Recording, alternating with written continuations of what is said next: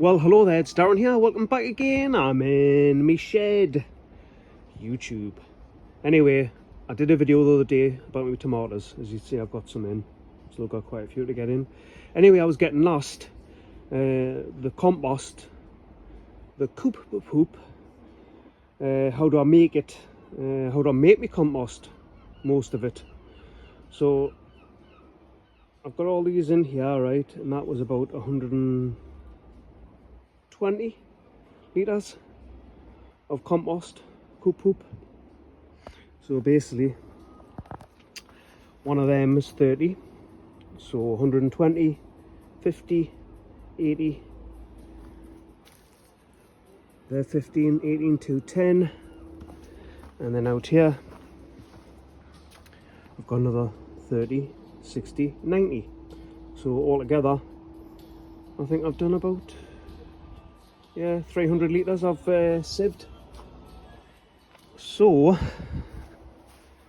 what I do is that I empty the coop poop and then it goes into the area.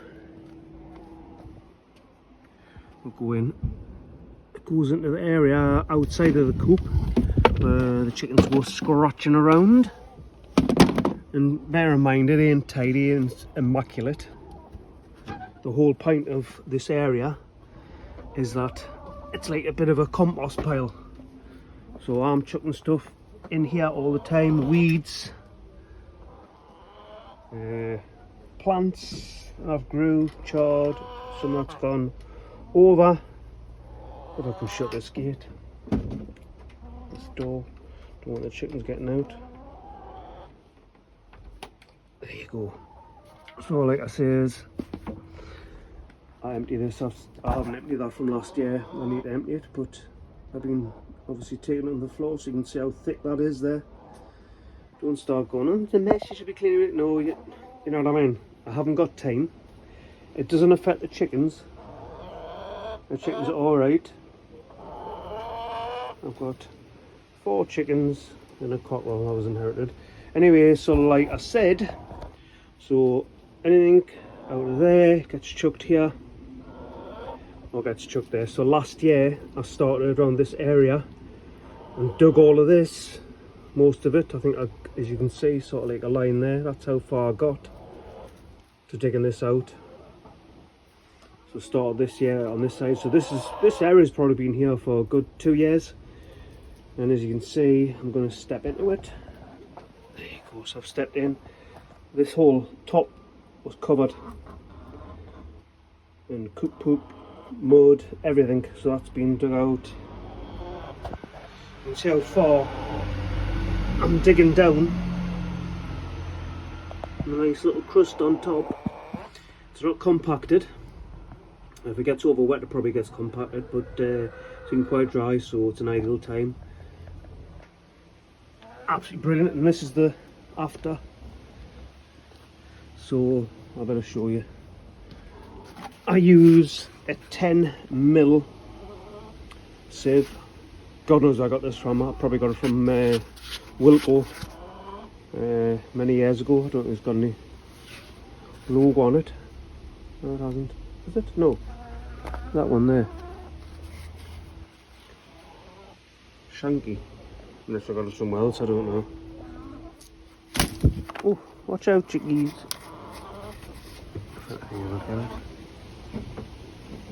Made in the UK, that's it. I don't know. Anyway, this has been fantastic. I've got this, like I say, is 10mm, and I've got a 5mm if I want to go a bit finer for doing carrots and that. But anyway, the soil gets sieved. This is the aftermath, like lumps like this. And like I said, I'm sieving from here. I'm chucking it over here. So next year I'll be doing this side. So by the time next year, this will be 2 years old. So you can see how much, like I said, it just goes rock hard, dries out. You can see it's like quite fibrous a little bit. But yeah, this is what I'm doing. I'm digging this out. So far, like I said, I've got 300. I don't dig, I just basically get me little fork and just go along and see what's loose, what isn't. Like, this is quite compacted there, so I'll leave that. But the scenario is that once I come out of here, the chickens will go scratching in here, scratching all over, digging, looking for little bugs and insects and worms, and then I'll come in again tomorrow, and then I'll start going a bit further this way, probably into this corner here, all over, just digging this out.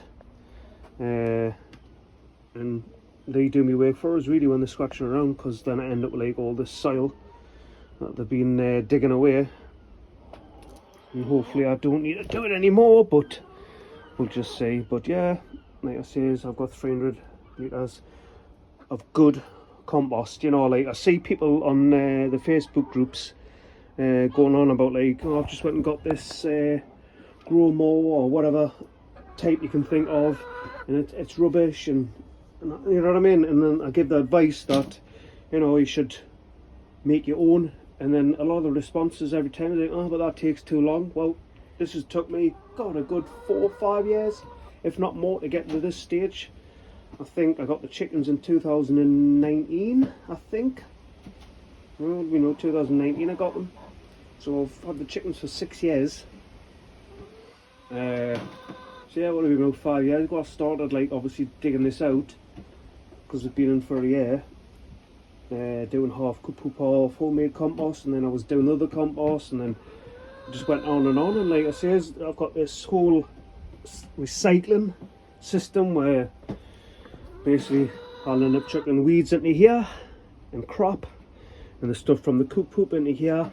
Then I'll just basically dig it over, because I've got my little trusty little fork there, and then I'll dig that over on top of it, so it'll go on top of that, and then I'll go to that next year, and then this will probably be in here for a year, 2 years, and just goes on and on and on, because I keep obviously making compost. Like I say, I've just dug out another 300 litres of compost. It means that I've got another 300 for next year. So all these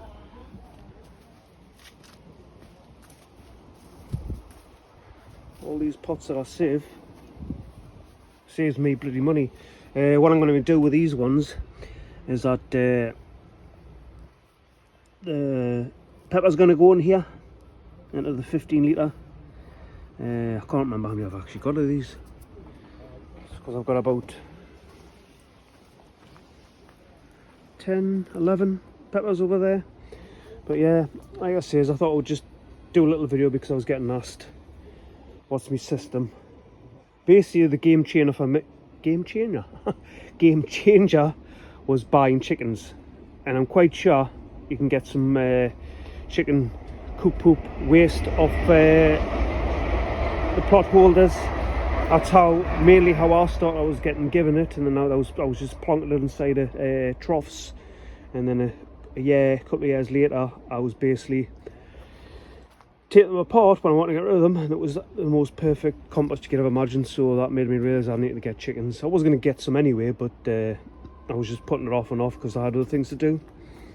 But yeah, that's how it all works out.